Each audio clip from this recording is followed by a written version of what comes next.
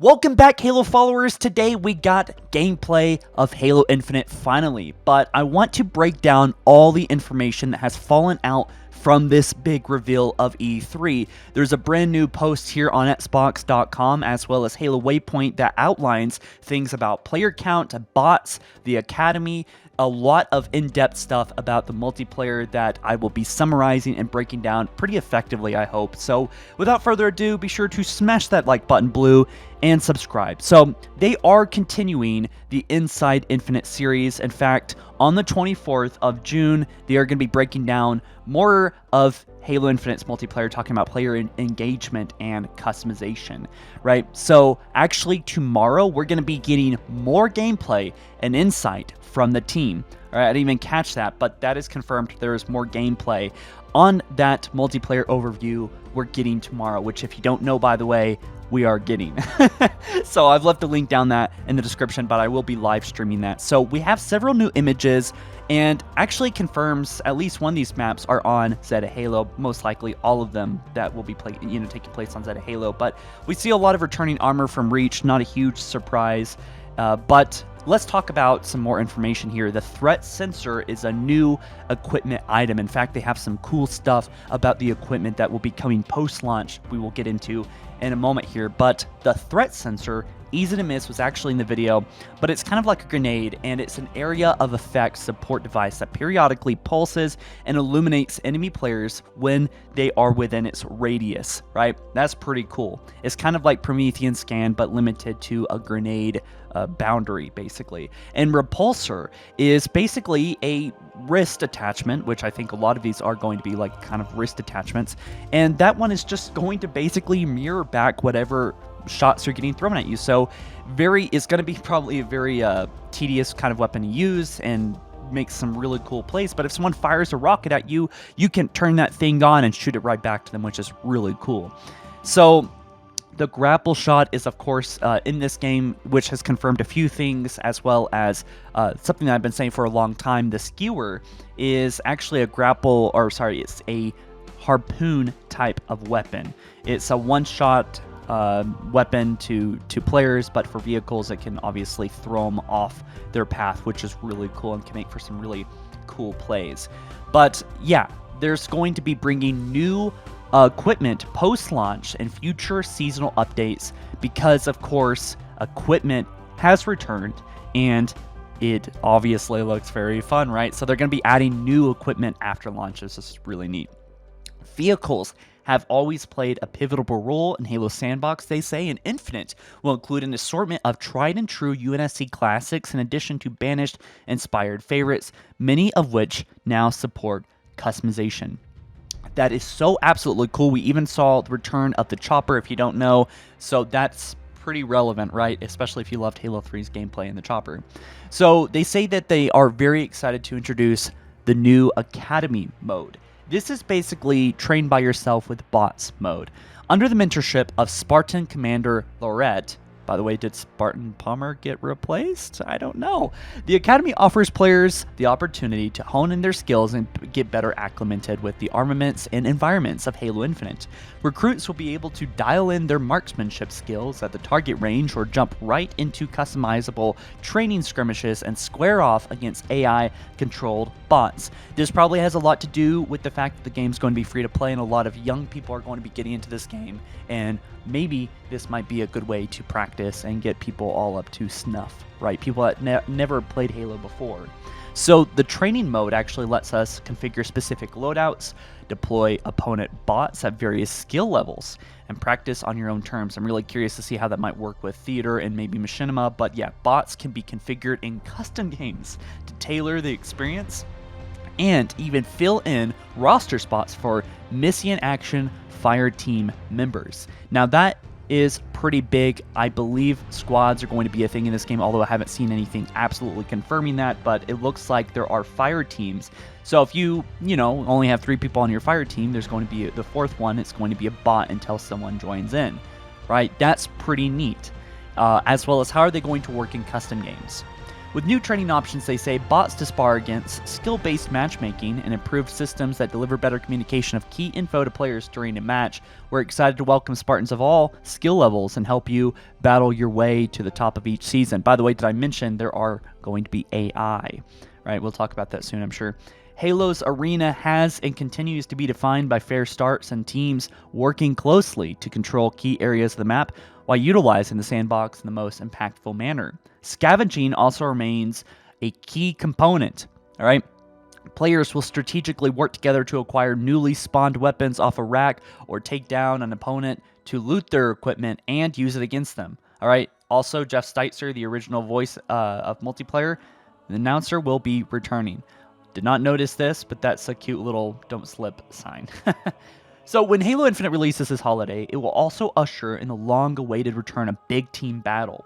24 players, all right? That's the player count, guys, 24 players. I was hoping for more, but on large vehicle-friendly maps, tapping into the full extent of the sandbox, I'll take it. BTB is the epitome of the Halo experience, the ultimate Spartan battle fantasy, with Pelicans swooping in to deploy fresh vehicles and weapon ordnance dropping from the sky, and tactical updates from Commander Lorette.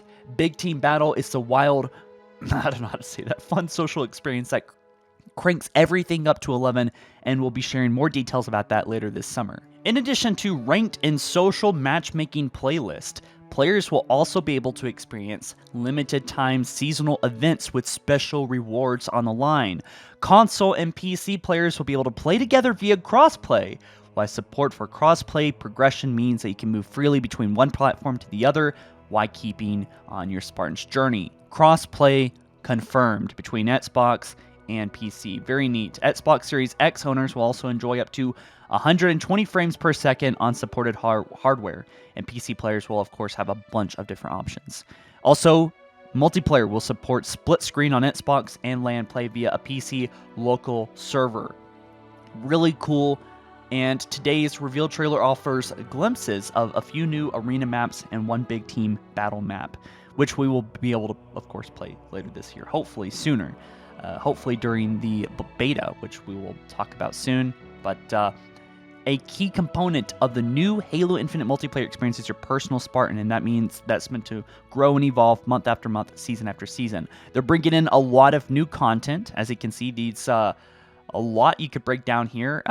Infinite 4 just actually spotted a prosthetic leg at one point in the video. I haven't had time to check it myself, but customization is probably going to be the main thing because this is free to play. They're going to need to make sure that customization is really down and detailed, more than ever before, including gloves, right? You can actually edit your gloves. Each season will feature a new assortment of customization pieces and components that can be earned via gameplay challenges, events, and purchase.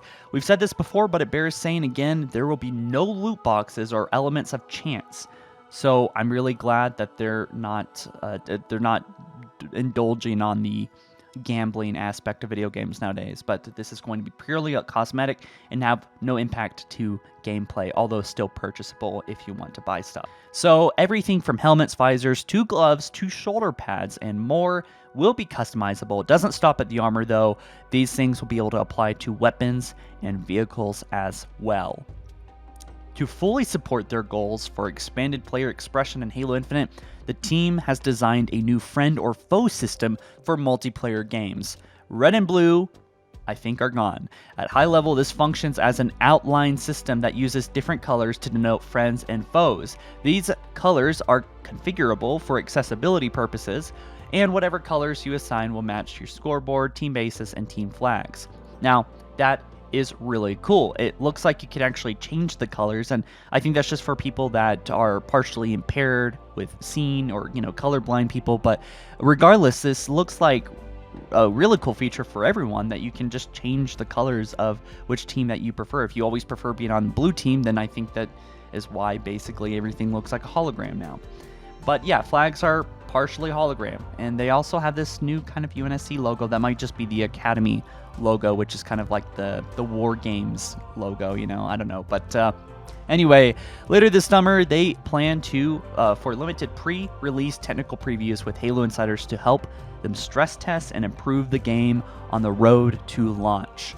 So that, in other words, is flighting. right? They are doing flighting. You need to sign up for the Halo Insider program if you want a chance to play this. But moving on to our next article, this is from Xbox Wire. Of course, it's official, and it looks like it was written by Joseph Staten himself, which of course worked on the original Halo games, and is the grandfather of Halo and whatever if you don't know. But this guy's, he means business, right? He was up there on stage next to Bonnie Ross, and he says, "We also have a new video from our multiplayer team coming out tomorrow." That's Monday, June 14th. You can go look at Waypoint on YouTube and see the premiere, or if you're watching late enough, it might already be out. But that is going to have gameplay. They confirmed in Waypoint just what we read a second ago, and there's going to be actually this Thursday, tomorrow, and an upcoming breakdown of our multiplayer trailer this Thursday on Xbox Game Showcase Extended with Associate Creative Director Tom French, multiplayer designer, and a few others. But basically, this Thursday, they're going to be breaking down stuff. Monday, they're going to be dropping more news and gameplay. And they said you saw some of the examples of our effort in the multiplayer trailer with tons of Spartan customization options that will be the very first season of the game, Heroes of Reach, including a super sweet Yori Spartan, which, in case you were wondering, which is, I think that's the samurai armor that we saw, but at the very end of the trailer. So that's, I guess that's like the recon of season 1 here. But yeah, Halo Infinite, we know for sometimes it's going to have seasons, and boy, you know, this is a lot to digest, a lot to think about, but man, I'm feeling good about it. So we have a little bit more. We're also introducing the bot matches, so players new and old can warm up before they hit the battlefield. We've got more in store for bots and academy content over time that we look forward to rolling out as the game evolves. I was thinking maybe if they're bringing bots in with multiplayer now, I mean, that's pretty big. How are they going to function? How are they going to work? What hilarious glitches are they going to do? And are they going to be possibly working in Forge and multiplayer like custom games? I mean, we know that they're going to be in custom games, but will they actually be on custom maps, working on custom maps? And are they programmable so that they can act or behave more in alignment with what the game mode is about? So, as we try new things and take risks, we'll listen closely to the community to understand what players want. And some things you might expect, like new maps and modes, are coming, but we might just have a few more surprises up our sleeves, they say, in the following months, right? In the months following our launch this year. Oh, sorry, actually, right after launch, they're doing new maps and modes, which is great. So fresh content is coming after launch. Also, with crossplay and cross-progression, platform progression, there are almost no barriers to enjoying the game with friends, regardless of where they play. Now, this is all looking pretty great to me. I mean, that's pretty much the summarized version of these posts, and just kind of highlighting what is really important to think about here was the big juicy stuff. Oh, by the way, we can see a prosthetic arm on that orange Spartan here. If you can see anything really cool, let me know down in the comment section below. But this is really neat. I mean, you know, we got a lot of content today, and this is really just scratching the surface of what's to come. Tomorrow, probably going to be doing the same thing. I might be doing a live stream with you guys, and we can check out more in depth about the equipment 343 has decided to add to this game, seeing exactly how the skill works, because it looks like a harpoon weapon. Very neat. And I'll catch you guys in the next one soon. All right, you be sure to subscribe, like the video, and catch you in the next one soon. Peace.